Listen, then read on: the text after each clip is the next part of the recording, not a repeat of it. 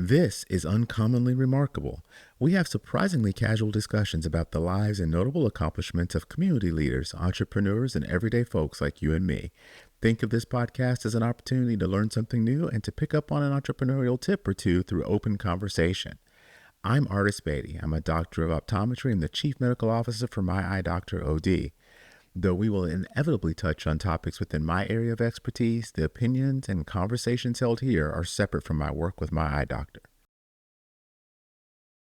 Today, I have the privilege of sitting down with Waleed Hamza.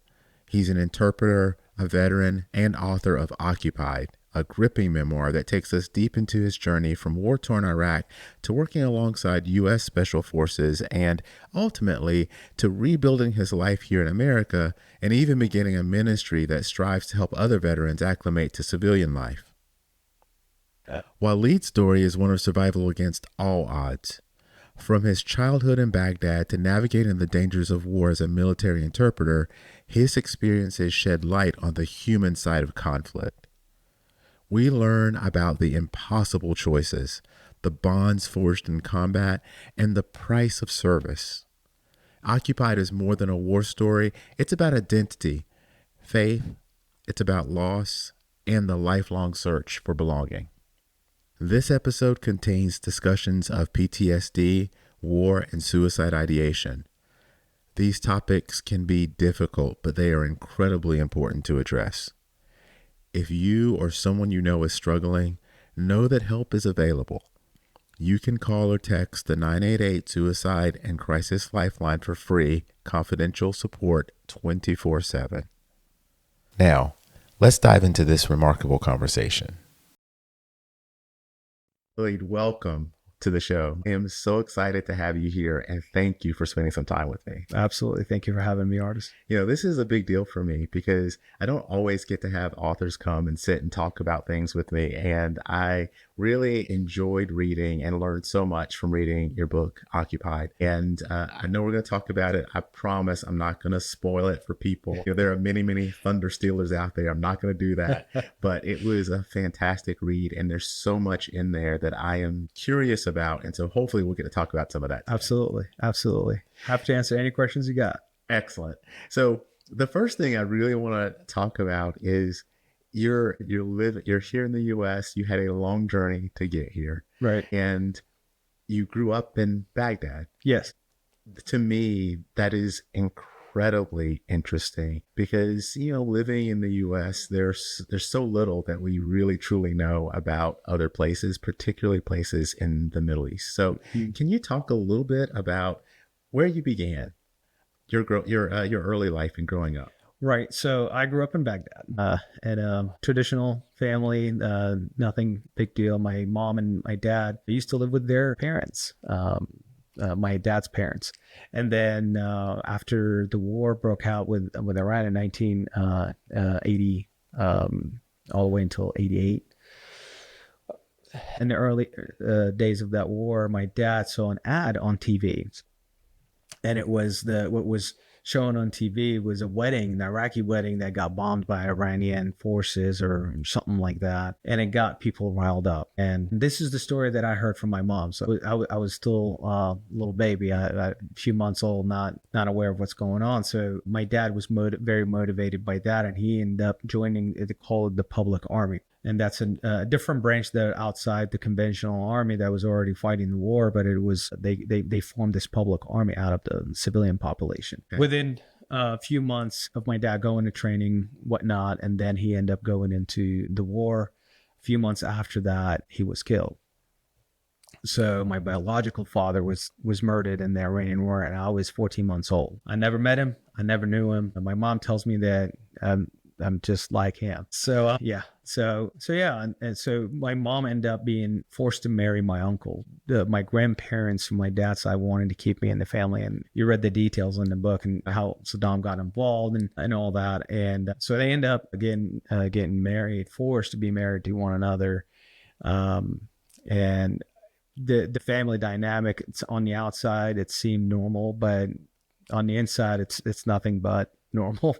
Well, and it was it's interesting to me that the notion of prearranging the marriage was not anything that was out of the ordinary from a cultural perspective. It wasn't necessarily out of the ordinary for your mother to then marry someone else in the family, just culturally, was it? It was not, but that particular situation, it wasn't desired by my mom. Let's put it this way. There's a lot of family dynamics that were in there.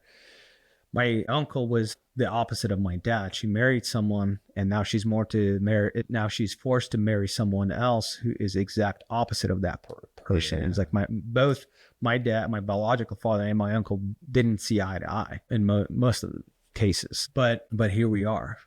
That's marriage being forced by Saddam on both of them, and then just to keep me in the family.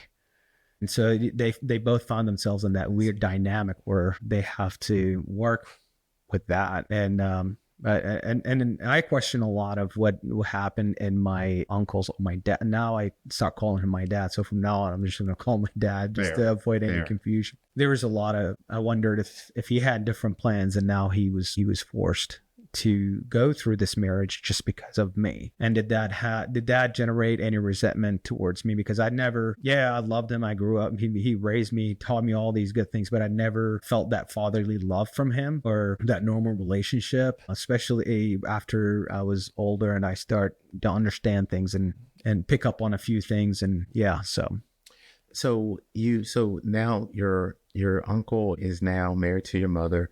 You knew him as dad, right?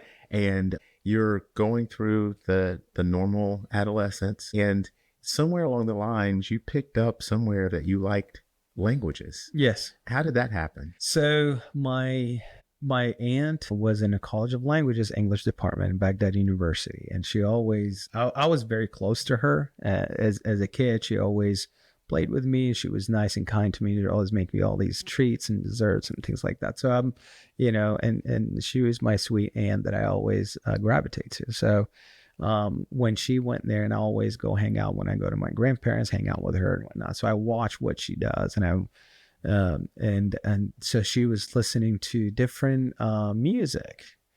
And she had George Michael was playing, and she had back then, I think it was like Madonna and Sandra or something like that. So I would listen and I just look at her amazed at how she can articulate other languages and be able to. It was fascinating to me. So that was my initial gravitation pull, if you will, to the language. After that, and when English started being introduced at school, she was the one who was helping me understand it and going through the ABCs, going through the dialogues, going through different things. And from there, it took off. And watching shows didn't help. My dad was fascinated with Remington Steele, Pierce Brosnan, and all these characters back in the day, and Clint Eastwood, of course. So I always love to watch these movies with him and just like see all the actions and see this spy drama.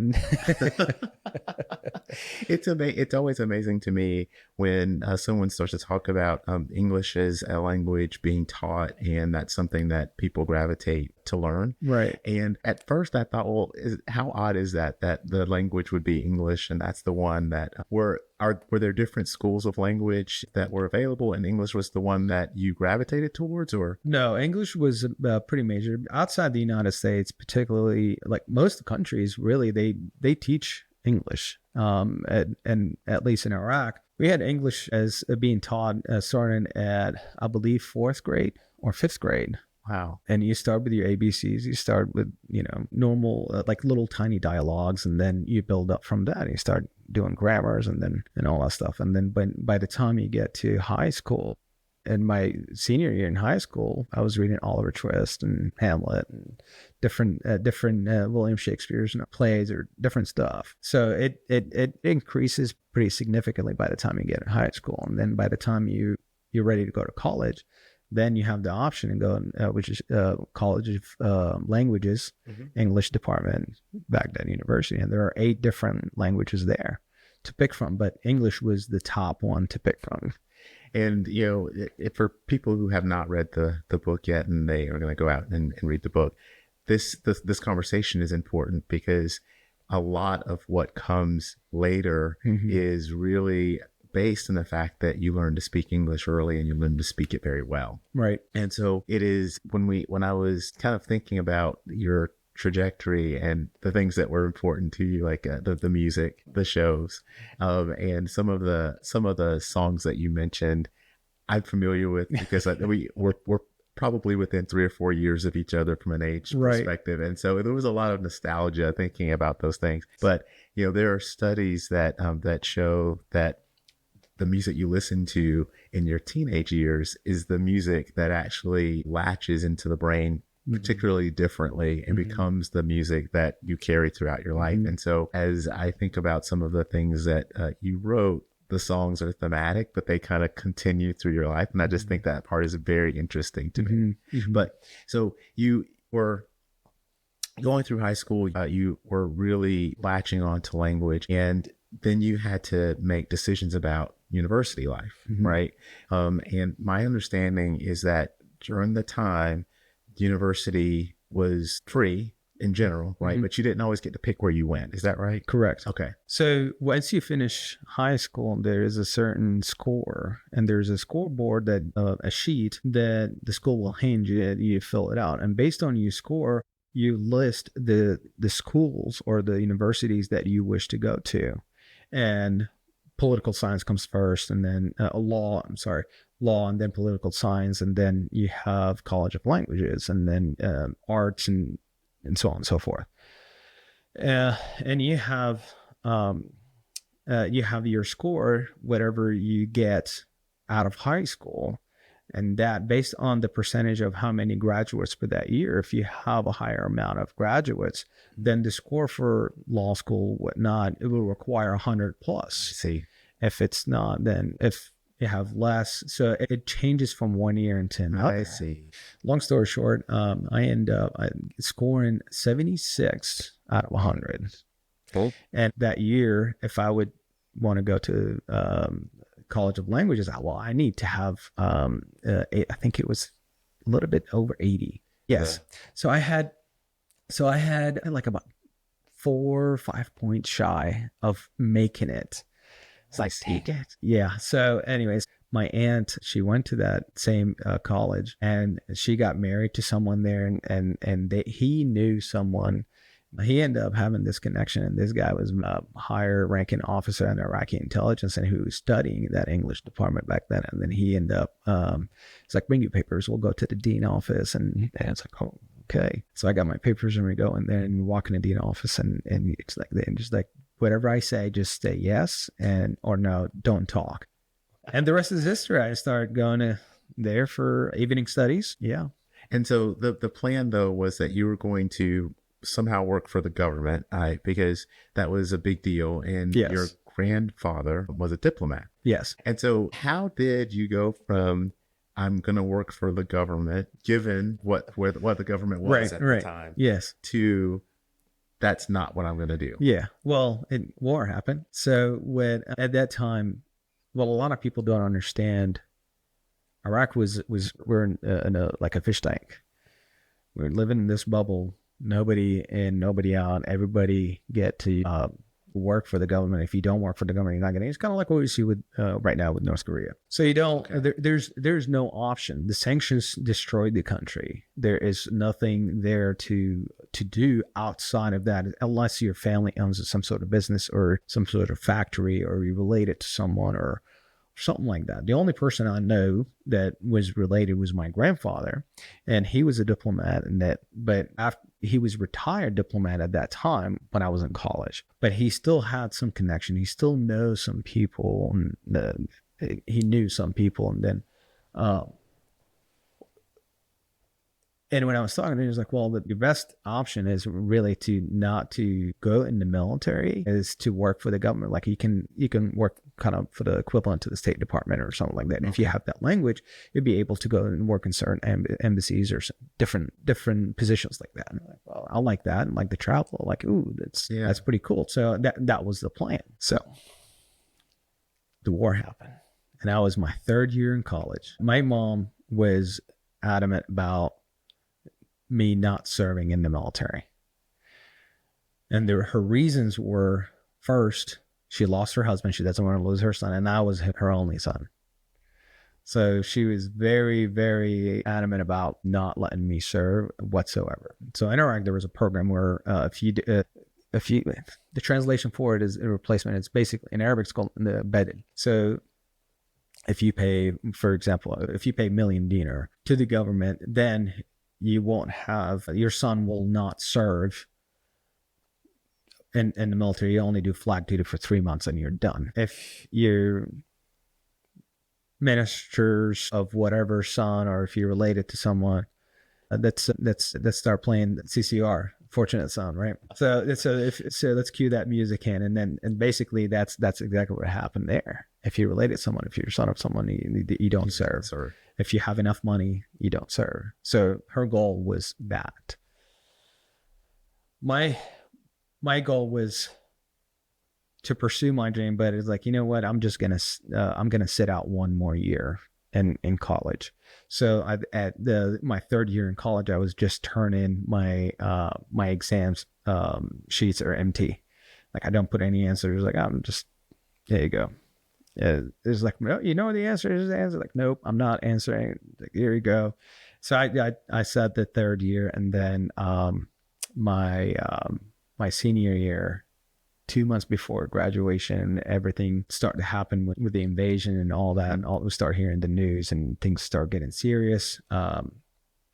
And the war broke out, and we stopped going to school. Everything shut down, and the whole country shut down. And then next thing you know, it's just like, this is pretty intense. It's different. It's not like Gulf War. It's not like anything that we've seen before. And so you are now you're in the middle of this war. Mm-hmm. Your life is completely disrupted. Right. You've got this skill set with being able to mm-hmm. speak English very well. Right. And there was this need for interpreters mm-hmm. to be able to help, and you decided that was going to be your path. Right. So before we go there, there's something I want to mention. Throughout this whole time, high school, middle school, high school, especially after 91, mm-hmm. and the sanctions started to hit, we were not doing very well. We were okay. My dad had his own business, and he had his 2 cars and things like that. It was just, we were doing very well. When the sanctions hit, we went from that into really being really poor. I remember there were times where we had only rice for about 3 months, and that's the only thing we can afford to eat. So the sanctions did a number on us. I talked a lot about it, how in the book, how families were struggling, and then different programs that the government implemented. But anyways, it put a lot of pressure on my dad, and my dad was drowning in debt, and I'm seeing him, and I'm watching him struggle. I see him up through the night. I see his frustrations, and even the fights that he gets into with my mom, it's all related to finances, and they're not on the same page, and this and that and the other. And it scarred me in a way as a kid, just to see my parents fight like that. But it's a reflection of what was going on to the rest of the country.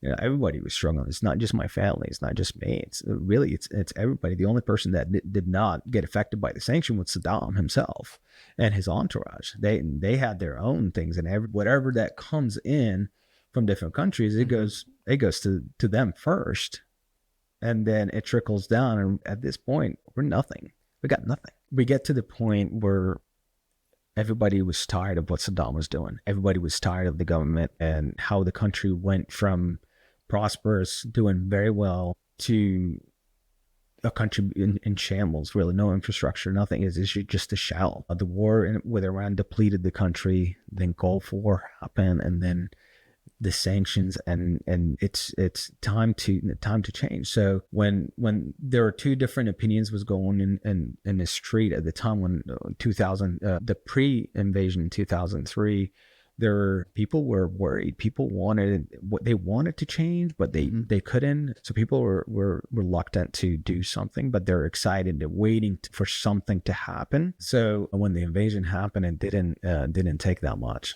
A lot of people were ready for a change. Like, all right, So that's why you see the invasion didn't take that long. see. It was just like 3 weeks. It was just like a drive, if you will, from the border all the way to Baghdad. And everybody else, all these fights that took place is mainly by the Ba'ath Party or people who, the Fedayeen at that time, they were well equipped, and the Republican Guard and certain branches of the Iraqi military that they had these type of equipment. So Wow. it was intense. And it's part of it for me is that I remember pieces, but I was remembering pieces from having seen it on TV or read about it in a paper. Right. And having you describe it both in the book and now face to face, it's a totally different, it's weird because you don't get that firsthand experience, and it's always colored by whatever it is that we're going to hear about what's going on. Like, never did we hear about about people and how the sanctions were affecting people in a way that I could connect with and understand. Right. And that's always the problem with the communications and how they get colored during situations. Absolutely. People were struggling. People were hurt. And you have on the opposite side, you have people want to protect what they already got going on. That's their gig. Saddam was showering them with gifts and money and things like that. So the people around him they want to protect that. And they knew if he goes, then all that goes. But the majority of people were hurting. A lot of people want him to be gone. And that's one of the things is for me, what sparked my interest to be a translator, not only because I have the passion and I went to college and that's my profession, that's what I do, but it's like, man, as a naive college kid, it's like, man, it's my turn. Let's build the country. Let's see what's this new future. Let's reimagine Iraq and its new future and have this some sort of democracy, if you will, in the country and build it.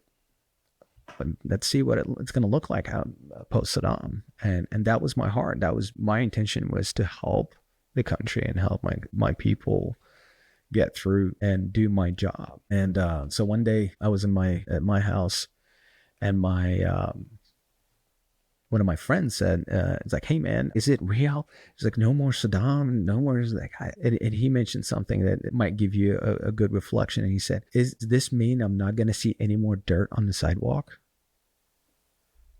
That was his imagination of the future Iraq. What would it be? Wow. He was expecting that. He was looking out. What he wanted to see was that. Wow. What he got is a completely different story. Yeah. Completely different story. To kind of talk your timeline and maybe the overarching story, it was amazing to me that here you are working with U.S. Special Forces at points in your career. Right. But you are risking life and limb because you've got people in your own country who are no longer friend because you are working as an interpreter and helping the U.S. But then you also have people in your country who are trying to protect you because they think it's doing the right thing. Talk to me about that. Like, how did you deal with that dichotomy all the time? It was hard. When you're in the middle of it, you don't see it as much. I remember my first job as a translator was with civil affairs. And it was mainly humanitarian. Mainly it was like, how can we help you? And then it was, so that was the job that was my first job. So it was like, I thought I was doing good. And I thought I was helping. I thought I was X, Y, and then I remember, and then all of a sudden there's this mission that impacted me the most. Was here I am, I'm connecting with civil affairs guys and I'm building this relationship, and then all of a sudden said, hey man, we got this mission, we got these bodies in the airport that we need to turn into the people so they can take them to their families. We need to go and talk to the elders and tribe leaders and see if they can identify them and return them to their families. At that point, I've never seen a body. I've never shot a gun or like nothing. I'm just a college kid, man. I was worried about my crush, if I get to see her again. Yeah. You know, Wow. if I get Yeah. to see my friends, if I get to whatever. So they come to the airport, and as we're driving to certain locations, and I start seeing the bodies, I couldn't take it. At that time, I couldn't breathe. I just sat down and I said, I can't see this. And it was horrible. And I sat down, and that was the first time I was mentally challenged. Hmm. And then it progressed from that. And we started doing checkpoints, we doing patrols, we started doing other things. And then all of a sudden, after 1 year, we moved from Camp Slayer. I was a Camp Slayer inside Baghdad International Airport. And then we moved us to Camp Falcon. Camp Falcon was about 15, 20 minutes drive, but it was an area called Dora. Dora was it was a hotbed for old Iraqi officers and high-ranking officers. Later on, it became a very dangerous area. So interpreters wise, they moved us from Camp Slayer. We start operating out of Camp Falcon. So, and we're doing missions there. We go in and out. And the thing about Camp Falcon, there's only one road that leads in and out, and everybody gets to see it. And it's right on the highway. Everybody across the highway, it's a residential area, and everybody get to see what's going on. If you have decent binoculars, you get to see who goes in and who comes out and whatnot. It's right there. Oh, wow. What didn't help is things start picking up, and Paul Bremer decided to dismantle the Ba'ath Party, decided to dismantle the military. But the problem is Paul Bremer listened to people who have been exiled, been persecuted by the Ba'ath Party. What those guys didn't know is that everybody in the country could not work unless you're a Ba'ath Party. You cannot be a school teacher unless you're a Ba'ath Party member. You have to be a member in order for you to be accepted in society, be able to work and function. And that's a horrible decision to make. Now you got yourself a real war. According to the U.S. military, 15,000 civilians were at the highest month of fatalities. That's just civilians. And look at the soldiers, Iraqi soldiers, U.S. soldiers, and all that. And it impacted everybody. It didn't impact just one particular group. From my side, it was very hard. But now I'm in this situation that in between these two worlds that I am trying to navigate through. But again, there's a big target on my back. So how do I navigate that? So I'm going to go back to camp. There are a lot of translators in that group, and I'm sure you read it in the book and how we end up being picked off. Yeah. And a lot of us, it was just getting killed, like 2-3 guys a week. And he's like, man, these guys are my friends. We went to college together. I recruited them. I told them about the job. And so I have this guilt of bringing them in. So it got to the point where we don't know what's going on. And I remember one of my friends, we went to college together. I was like, man, his name is Ahmed. And I said, look, man, this is getting crazy. I don't know what's going on, but we're going to get killed. If we stay here, we're sitting ducks. We can't carry weapons. We're not allowed to carry anything with us when we go on patrol. And it took a long fight just to get a vest and helmet. What am I waiting for here? And he said, yeah, man, I think I'm done. I'm like, all right, we're done. That was the most terrifying part for me. Yeah. Just kind of, because I felt like, how could we be in this situation where you're a civilian, you're actively involved in real life danger, and you had no weapon, you're basically a liability, right? Like people had to really have to look out for you if you were out when something happened. Just, it seemed like a very, very strange way to treat people who were trying to connect the two worlds. And that's the challenge with some regular army. So long story short, we went to our company commander and said, sir, we're done. We want to quit until we sort this out and figure this out. We can't work. We got nothing. Wow. Yeah. And we took off, and my friend and I took off, and it was just, we lived on a run for about a few months. And that part was, to me, being in a situation where I don't know how you deal with feeling like there was a loss of humanity. That's what I'm looking for. Right. There's a loss of humanity, right? Mm-hmm. You can't treat people, or at least I can't treat people as if they are objects, Yeah. right? Because you understood that you need to have interpreters. You do. Yeah, but I have to. if you don't protect the interpreters, then you can't have interpreters. Right. And so it was just that part was very difficult for me. And then for you, the part where you were on the run, Yeah. Yeah. and trying to protect your family, and not bring bad guys to your house, but also find places where you could actually live, while you were sorting out what was really going on. Yeah. Yeah. So my family were actually earlier on, even right about around that time, they had, I remember, so I started making, good money. And first it started with $5 a day. Chick-ching.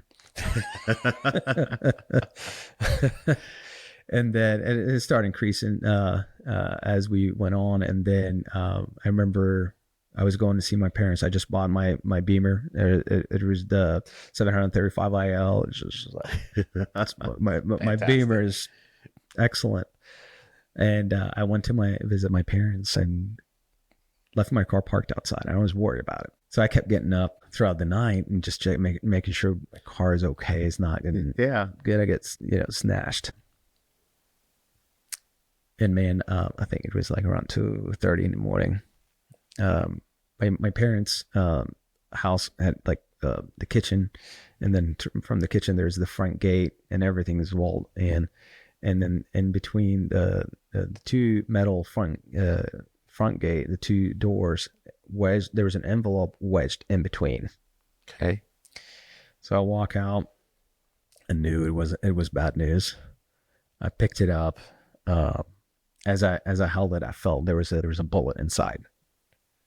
Opened up the envelope, and there was a 9mm round in there, and a letter that says in Arabic, "We know all your movements with the American. If you don't stop, it will kill you."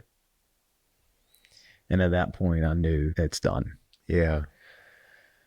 And I woke up my parents and I told them what was going on. And my mom was crying, and I said, I got to go. I can't stay here anymore. At least, it'll be safer without me. But I took off and left. And sure enough, I left the neighborhood. So I can see if somebody's following me. I can see them. By the time I made my turn, I saw a car was coming right after me. And man, I love that Beamer. Man, I just floored it. When I called a friend of mine, he had a workshop, a cars repair shop. I said, "Hey man, open the front gate. I need to park my car inside." By the time I got to his house, I literally missed his house. I was just like, "What's going on? What is it?" Like, well, it's like, "This is what happened." And he's like, "And you came here?" I was like, "Don't worry. Nobody followed me. It's just, I'm good." I didn't tell him that I saw some headlights behind it. It's like, nobody followed me. And we were down to 3 translators that quit. Not 2, sorry. It was 3. And then, and I started using my, whatever money I had, and I started renting places, going from one place into another. And one day, when one of them called me and he said, we're coming to have dinner at your place. And it was like, all right, cool. Yeah, you guys can come over. And he said, "Did Khalid call you?" That's the other translator. I was like, "No, I haven't heard from him." And he said he's coming. It's like, yeah, I was like, I haven't, I'm calling him and he's not answering. I call him and he doesn't answer. It's like, dude, we started getting restless. And an hour later, my friend called me and he said they just killed him. He was picking up dinner from one of the restaurants and bringing it to, yeah. And then I said, "Well, just come home. Just come here, and I don't have a car in case we need to leave. Like I don't know. Just come to my house." And he said, "Yeah." And I had no reaction at that time, no reaction whatsoever. I was just in complete shock. Now you see there are a lot of killing. Yeah, there's a lot of killing that's happening in the streets. A lot of it. I left that house and went in another house and across Baghdad, and then I had a really vivid dream of him. I passed out and I had a dream of my friend who just got killed, and he came in and he said, it's weird, a mix of Iraqi and English. We always, because we were translators, so we always like, hey dude, and then we continue with it. He said, I remember that dream. He said, hey dude, do you need anything? I'm gone. Man, it hit so hard. Yeah. I woke up screaming, and I just calling his name, and I said, and I just started violently crying, and that's the moment where it's all start to come out. Yeah. And I cried so hard that I threw up. That day changed a lot. After that, it was within a few days, another interpreter got killed. The good thing is that they found out who was the person who was giving all of our information out. It was another interpreter that was with us in the same group. He knew where we lived. He knew what kind of cars we drove. He knew everything about us there. The few people that he didn't know or didn't know enough information about, those who end up surviving. And that's me, and that's the other guy. Wow. Yeah. I mean, it's an unbelievable story, and it's just it's so hard to grasp that it's real and it happened to a person or people, because it just doesn't seem real, but that's the situation you were in. It definitely colored a lot of things for you on the go forward, because, not to give away too much of the story sequencing, because I do want people to read this story, because it's incredible. You then made a decision that you were going to go back and you're going to figure out how to still contribute by being an interpreter. But you also but I also want to protect myself, and I want to make sure I'm getting rid of the bad guys. Like, all of these things now were all part of what you were thinking. Right. Yeah. So that day, it was like, man, I'm full of hate, full of vengeance, and I just want to hurt someone.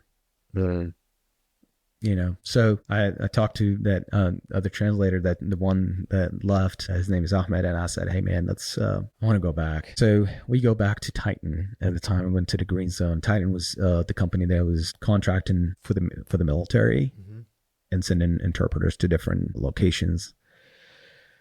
I start working with was Special Forces unit, who were training the Iraqi commandos, the 36th Battalion. And at that time, they were at Camp Justice.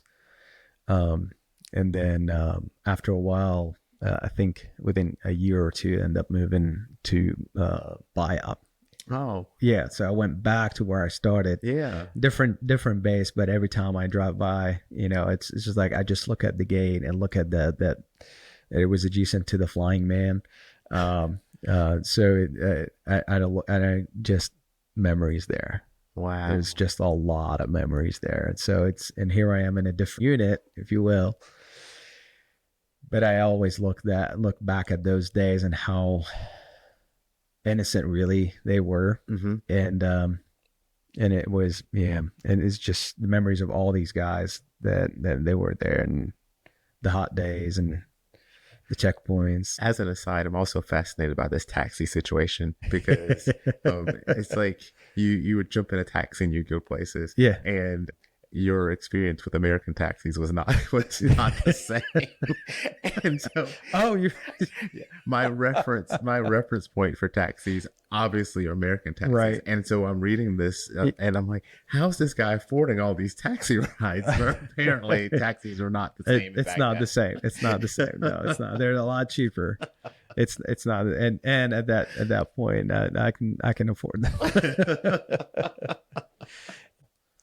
And so you, as you go through the timeline, so there's a piece of the story around meeting several very interesting Americans and a lot of the missions that you guys did together. But important or integral to those stories are the friendships and the bonds that were forming, because one of those bonds later is responsible for the whole blow up about you and the visa and coming to the US. Yes. So, because there was one guy who Yes. you met early on that eventually was the guy that started talking to you about that change. Right? Oh yes. Yes. That guy's awesome. He was quite a human being, and he was ATM Delta, a medic, and he had a big heart, man. He was very helpful. He was sharp, and he knew what he was doing. And I remember one day I was actually on leave at that time. I was married, and I was in my house, and I got a call from my friend, and he was in Colorado, and he said, "Hey man, there's this program that is starting in the US here. It's an immigration visa." And he's like, "I created this email for you. If you open it, password is Toshiba. So open up this email and then change your password, and I start communicating with you that way." I said, "Oh, cool. Okay." Back then, if you remember the days where you have the coffee shop, the internet cafes, and you go, and so there was one in the neighborhood, and I went there. And that neighborhood was where my ex-wife used to live. So I went there, and I go in, open up the computer, pick one in the back. There are 2 rows of them. It was like a small shop, but there are 2 rows, and I picked the one on the back, and I was sitting there, and I opened it, typed in the email and password, and I logged in, and I see some attachment, and it says like, "Hey, this is the new program that's happening." And he's like explaining everything for me, and then the instructions and whatnot. So I open up, and I see this document, and it had like some seal, USCIS seal. Just, and I was like, here, I was like, "Oh, close, shut off," and Leah like, "Oh, wow." And that was the beginning of it. We start working on that process, and and things start moving forward, and then my dad got killed. Yeah, that was in 2007. That was Civil War was already happening. The bombing of the mosques in summer was already happening, and a lot of sectarian violence was happening. Mahdi militia was on the rise. And so now you have this opportunity to perhaps leave Iraq, but your mother has lost her first husband, then second husband, and her oldest son is thinking about leaving. So there's a lot that you write about in how you battled with the conversation and how you thought about how you would bring it up, and it's kind of some of the conflicts around making the decision that you were going to go and try to find a better life. When you look back on it now, how do you wrap your mind around, I've got this opportunity, but my family is not going to be with me and they are in this same situation? It was very difficult given the circumstances, that the family dynamics, and also my marriage dynamics. My marriage was falling apart. My ex didn't want it to come, and there are a slew of other things that we talk about in the book. And it was very challenging. And up until that point, I lived my life in a way that is knowing that I'm going to get killed. When that happened, it was that little hope, that little light that I started like, okay, so there is a way out of this. Iraq was chaotic at that time. So you're not thinking about it from my personal perspective, but you think about it from, in general, what was going on. Right. So everything that was happening in the country, the country is being destroyed. Everybody in the government is corrupt. Everything that's happening around me is just pointing south. And I look at my mom, and I see her struggles. And I look at my siblings who are minors, but I can't go see them. Right. I'm not able even to go visit. And then we go for years without seeing each other. We just call and talk, and that's it. And then this happened, and now there's an opportunity to happen. And when I started the application, I started with my spouse as part of it.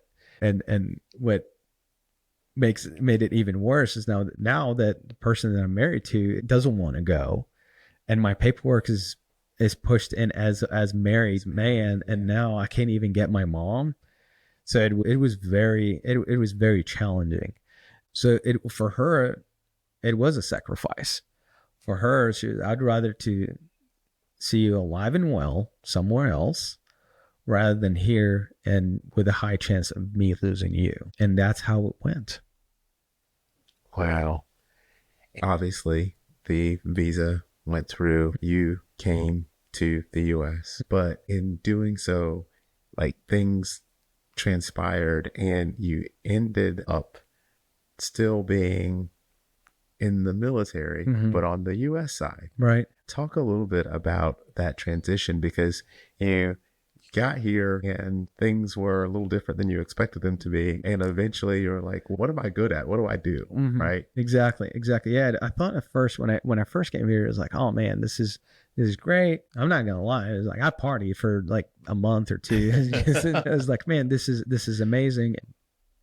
But it was definitely a culture shock for me to be here and looking around and just see people, everything's normal. That and I'm looking and I remember I lived in an apartment very close to Harris Teeter, so and I grew up eating Frosted Flakes, and that's the only brand that we had back in Iraq and as a kid. So for nostalgia, like, ooh, Frosted Flakes. It's a good brand, by the way. Right. So I go, and it was the first time going into a grocery store. I walk in, it's like, oh my gosh. And I'm looking at the cereal aisle. There's just so many options. I got so overwhelmed that I'm looking at it. I'm just standing there. I'm just looking around, and I paused. In that pause is just physically, I was at the Harris Teeter, but mentally, I was back home. Cool.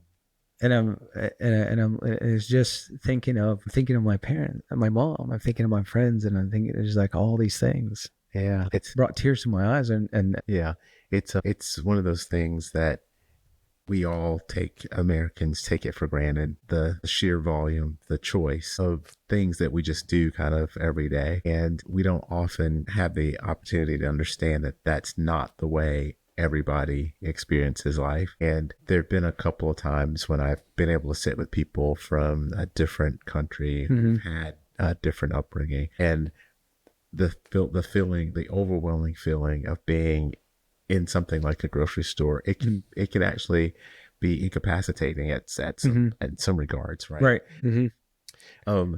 And so you're in this situation, you at the store, you're thinking about all of these things, and this was kind of the beginning of you figuring out, okay, party time's over. I've got to figure out what am I going to do. I got no time. Yeah, right? yeah. So it's right. Like a few weeks, it was just like I'm connecting with these guys that are local and stationed at Fort Bragg, and there's another interpreter that was here. That's why I ended up here in Raleigh, and it's like I cannot fit with civilians. It's just I thought it was the culture shock. I thought it was, hey, because I'm, I see. But I think it was the military sides of me that, after 7 years of just doing missions back to back and just being in that environment, that's all I know. That's why you see a lot of veterans struggle with things that they struggle with, because they know, they've seen things, they had needs, they faced challenges that nobody in the civilian world would understand. And those challenges, whether it's a loss or a traumatic event that took place, when you go through that, you will never be the same person. It's going to change your life forever, and the way you respond to things is going to be completely different. So I'm looking at what I have now. I have an apartment and I have depleted bank account and I have nothing basically to show for. And any job, civilian job that I would try to obtain here, man, it's like I'm interacting with civilians and I'm not good at it. So I'm like, okay, I'm gonna go back to the military. I'm gonna do this. I was like, I was so inspired by the guys that I worked with, the Green Berets, and I wanted to get mine. That's what I did. I talked to a recruiter and ended up chatting. Matter of fact, him and I are still friends still today. Wow. And it was so cool. And because from his perspective, he said there's not that many recruits they come in. I would sit and talk to them about mission I did in Iraq. But he's such a kind man, and he was such he's a cool guy. And then he ended up okay, and then he got my paperwork through, and we started going that way, and then I joined in. I went to Fort Benning and started. Fort Benning was fun. That's the home of the infantry. That's even as an old guy, because at that point you were older than I most was people grandpa for sure. They called me grandpa. At that time I was 29. It's so crazy to think 29 as an old guy, but yes, the only person that was my age was the company first sergeant. And even my drill instructors, they were hard at first, for obvious reasons. But we end up connecting on different things. There are a lot of funny situations where it happened in the middle of the training. I'm pretty sure you read it in the book, where this guy thinks that trying to explain to me how what it would be like in Iraq if I ran out of water. It's fun. And so, the stories about you and Fort Benning and basic and getting through and then starting to make headway toward your career goal, and then some things getting in the way, causing some problems. Yes. I think those are all, as you read the book and kind of look at what happened to you throughout your life, all things that were kind of setting you up to be in a better position for what would come later. Of course, obviously you don't know that at the time. Exactly. Right? And even for those of us who are kind of reading through, we don't know that at the time, but it all starts to come together. And some of that though is because you met this young lady. And by the way, I grew up near Fort Bragg, so I know very well the drive from that area to this area, and the fact that you were doing it like multiple times a day, it seems, it was amazing to me. Because because you guys were going to the ball, yes, right? And I was thinking, he's going to drive here, drive back there, drive back here, drive back there. That's not the longest drive I've done for her. But that piece is really, really important, because it set you on a different path by getting to know her. And what I think is key to pull out for this conversation is you had grown up in Islam, had kind of said, nah, that's not for me, and were closed-minded to really thinking about religion in general. So this woman that you were like, this is the one, whether she knows it or not, was also saying, well, I have deep beliefs and we are incompatible because, and you were dealing with all that at the same time. To go back from the beginning, even of our conversation, growing up as a Muslim and traditional Muslim family, and to going into the war and going into that amount of loss and that amount of just really seeing all that carnage, makes you question a lot of things. So your belief system collapsed. It collapsed my belief system. And if there's a God, how can you let all this happen? All these things that I was seeing, and not just men being killed, no, there are women, there are children getting hurt, there are children being kidnapped, tortured, and hurt in ways that are barbaric for ransom. So your belief system is gone. You're filled with hate. You're filled with all these negative thoughts, and you live in your life in a way that I'm gonna die. And so you have that transition, and then coming here and then meeting this gal who said, I have a strong belief system. Right. Yeah. I remember there is a time that I was in the barracks and I had another dream. Now this is different than your typical PTSD dream or your nightmares, or I'm running out of ammo, my legs are blown off and I can't run, I can't do this, I'm captured, I'm being tortured, I'm this and that and the other. All that I'm familiar with. And there are other demonic things, that dreams that I had where things come, like three little gremlin looking things that are just like telling me faces, weird demonic stuff. Weird. I'm sleep deprived. I don't self-medicate with alcohol and all that stuff. And then I had this dream. Everything was so bright. And I see this silhouette of a man and reaching down at me and telling me, I am. I woke up and I'm like, oh, what was that? I'm sweating. I'm shaking. It's like, this is weird. So a friend of mine came in, and I didn't know he was a believer, but I think that was a divine appointment that he was there. I just had this dream, and I just felt compelled to tell him. And I told him, and he looked at me, and he just put his arm around me and he said, Jesus loves you, man. And as soon as he said that, man, I was pissed. I turned, I just looked at him like, F you. Like, don't ever talk to me. Yeah. And that was it. Long story short, I go to Afghanistan, come back, and I invited Hannah. It's like, hey, would you come with me to the ball? I don't know any girl but you. Let me back up a little bit. So Hannah is in the film industry, and she made a film called The Fire in Fallujah.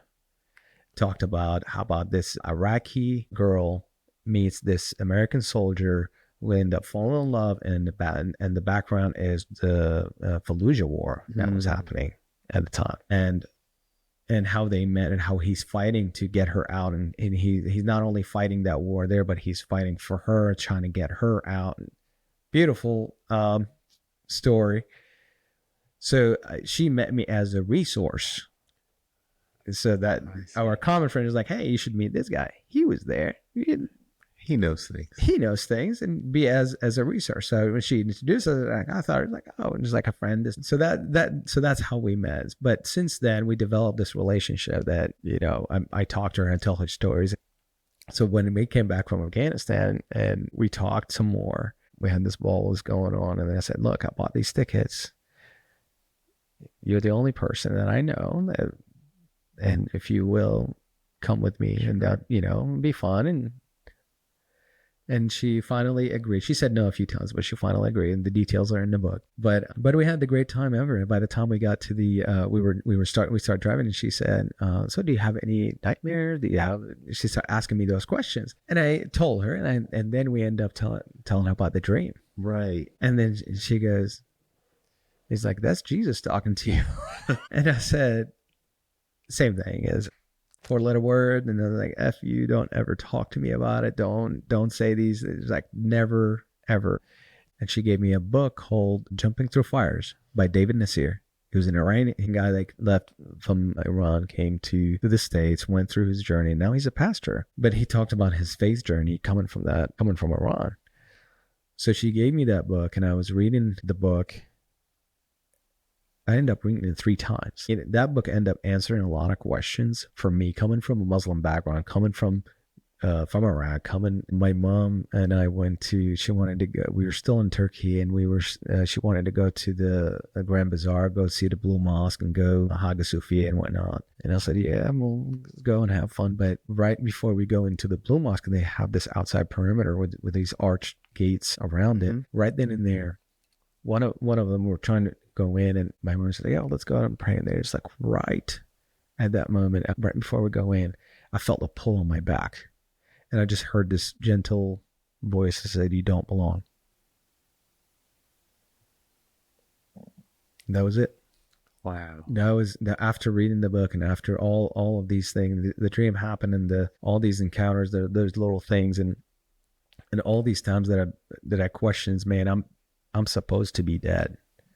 I'm supposed to be in this truck that got torn to pieces. I'm supposed to be here. Right. I was supposed to get captured. There's a gun in the back of my head. How did I get out of that? Right. How? I told my mom, you go in and pray. Do your thing. I'm not going in. I turned around, and that was the first time I said my prayer. My first prayer, and I said, I don't know why I looked up, but I just said, all right, if you are real, I believe in you, but you have to do the rest. And that was October 24th, 2002. Yeah, a little over 13 years later, I'm in ministry. Yeah. So talk about that, because I think that's important. And there's a couple of stories that we'll talk about, but I want you to talk about the ministry for just a bit. Yeah, I recently started it on Veterans Day, last Veterans Day. Okay. In 2023, since 2012, I started going to church, and I'm, constantly growing that way. But in 2023, by my wife now and I, Hannah, both felt called to go with YWAM, go on a mission field and serve. So we went with youth. Yeah, YWAM is youth with a mission organization. It's an awesome organization. We did a discipleship training school there, a Crossroad DTS. We you go there and you spend about 2 months just discipleship, classroom setting, and then 2.5 months of class, and then after that 2.5 or 3 months you go on serve in different country. And while I was in class and I was praying, I always missed the camaraderie. Always wanted to help veterans. The Lord gave me this vision of a ministry to help veterans. One and to focus on 3 areas. One is identity. The second one is purpose, and the third one is dignity. Identity is that mainly that a lot of veterans struggle with post-military, because we assume our identity from our rank or the position that the role that we took in the military, which is not. It's just a job, and it's just a season, and it's over when you get out of the military, and that season is done. Mm-hmm. In reality, you're either a father, you're a son, you're a brother, you're a husband, you're all these things, but what you used to do. But we cling to that. We always want to go back to that because we like that guy. The purpose part of it is what really God created us for. We all created for a reason. We're all saved for a reason. We're not just saved to go to church and and worship and come by out. There's a purpose for each and every one of us that the Lord created us for. What is that purpose that He designed us and created us for? Not what we did in the military, not my OS, not the mission. Definitely not what the government is telling me. Mm-hmm. And then the last part of it, which is dignity, focuses on helping veterans who are homeless, for helping veterans who are in need, and help them gain life with dignity, live their life with dignity. Whether it's partnering with businesses, obviously helping them go through it's a program that rehabilitate them. We help them re-enter society in a healthy way and help them fight whatever they're struggling with, drugs, alcohol, whatever the case might be. There's an answer for it. Really, there are core things that we need to tackle, and faith is one of them. I speak from experience, coming from that person who grew up in a certain way, turning a naive kid into this guy that was hurtful and did all this nasty things, and then turned now into this, and a person that really wants to help and really understand who I am and whose I am. That makes all the sense, and it's now more apparent how the two are connected, mm-hmm. the ministry and the book. Right. Because as you follow through the book, you start to draw these parallels, and you see the connections between those things that really should not have been and mm-hmm. that were, and you start to see the doors opening. And I love them. I love the metaphor about the bricks that in Hannah's life, like if they're coming down. Right. To me, one of the touching stories in the book, of there are many, but one that really struck me mm-hmm. was your daughter Grace mm-hmm. and her song. And like that one for me rang very true. And then there was another person in the book for whom it rang very true. And thinking about that and the ministry together, it all starts to Yeah. It's painful to, especially when you come back. Part of you, no matter what people say, no matter, I don't care. Anybody who have fought there with a friend, someone that you're close to, and you got to come home and they did it. That's very it's very hard to wrestle with. That incident that with my daughter,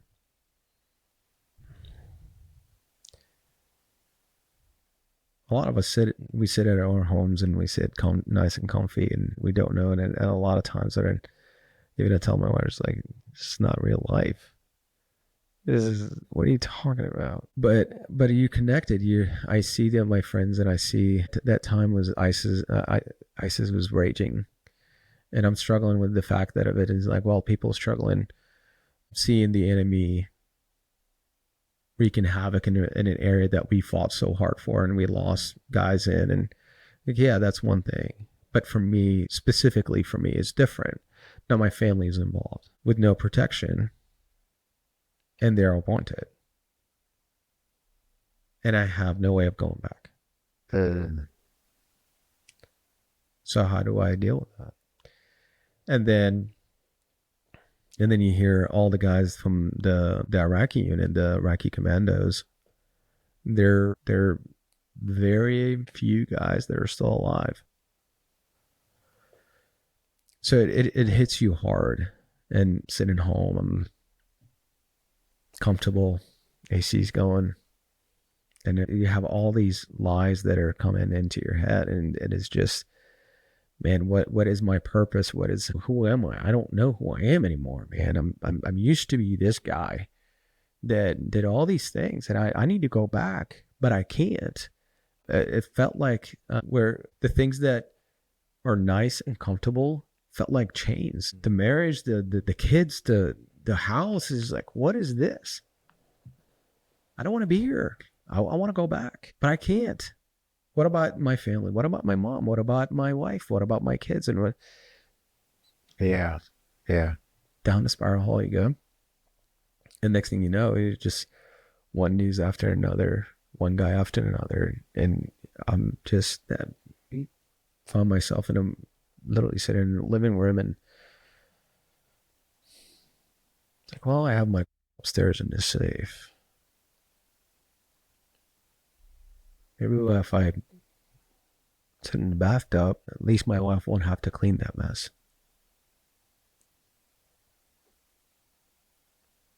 Now, I'm contemplating. I'm thinking about,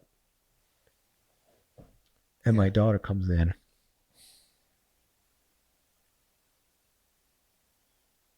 and she sits right there, and she sings. You are my sunshine.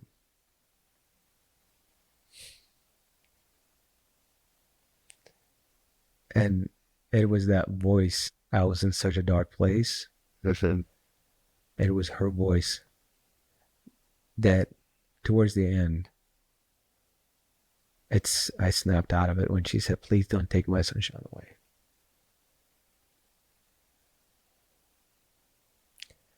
In that moment, I just picked her up and hugged her, and I just start weeping. I realized what a big mess I was about to do. Because that was going to be her inheritance from her dad. Her inheritance would never been my dad loved me, my dad took care of me. No. Right. That would be it. Leaving her exposed to whatever that's out there, leaving her fatherless, leaving her to a world that I know how ugly it can be.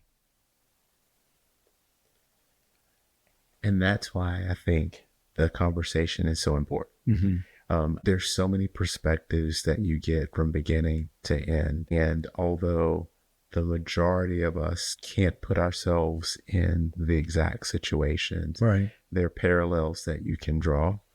And thinking through the decisions that you had to make and how those decisions landed you where you are. And then even after making what seemed like a lot of really good decisions, still be in a place where you felt like there was no way out. And then seeing that, being able to find a way, I think is really important. And there've been a lot of conversations that I've had with a variety of people on the show. There've been a lot of times where I think there are pieces that people just need to hear. And after reading, I really wanted to have the conversation with you because I felt like people needed to hear. And the combination of that, and I love the ministry and what's behind it, because I think there are resources that people need, and you're providing one of those resources. Yeah. And that's, like I said, going back to YWAM and how the ministry started, it was the two things that the Lord spoke to me and my wife both about me specifically was to start this ministry.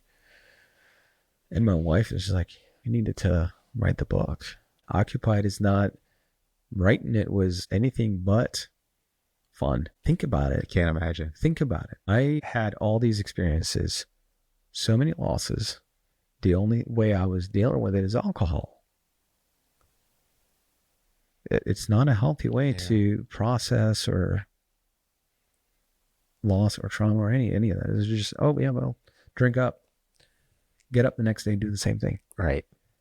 So I remember, so Hannah is the writer. I just put it in the story, I put it on paper and I just do a brain dump. And it's like, because I got blown up so many times, man. I forget things. And I just write it down and I explain it to her. And thankfully, my wife understands what was going on. I'm not responsible for whatever happened in the world. I was just a little kid that's trying to do his best. That's it. If people are listening and they want to find you, how do they do it? Well, redefinewarriors.com. That's the ministry that I'm doing. And it's local here in Raleigh. And I'm praying that it will grow to the point where we partner with other ministries. And praise God, I got connected with a lot of good ministries around there are faith-based and who are absolutely incredible. And the other thing is, like, the book is available on Amazon. Purchase it. The information are in there as well. Now that I know we're neighbors, we're going to have to continue our conversations. It's been really, really great getting to know you. I told you before we started that after having read, I felt like I already knew you because there's so much detail in the book. And now having you sit across for me and kind of talk through things, you're an amazing individual. And thank you. And I have not said it, but I will. Thank you for your service. Absolutely. Thank you for having me, man. Thank you for coming by. If you've made it this far, then I have to thank you for your time. I hope you've learned something new and enjoyed listening to the discussion as much as I enjoyed having it. I'd love to hear from you about the show because we're working really hard to bring you great content and the feedback really helps us get better. If you like what you've heard or watched, for those of you who are streaming out on YouTube, then take a split second to give us a thumbs up or a like. It really helps other people like you find the show too. And no one likes to miss out on the good stuff. So go ahead and subscribe and hit the notification bell so you don't have to wonder when or if there's a new episode. And until next time, stay remarkable.